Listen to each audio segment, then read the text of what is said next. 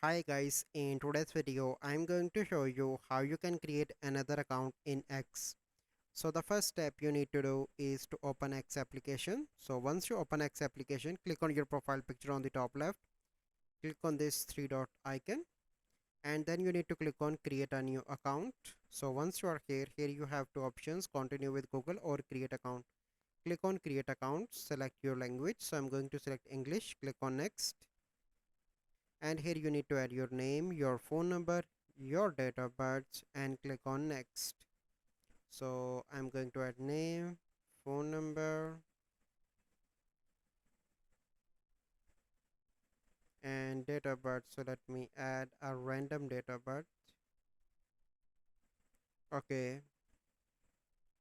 so now you can see that a new profile is now creating. So this is our process. I hope you find this video helpful.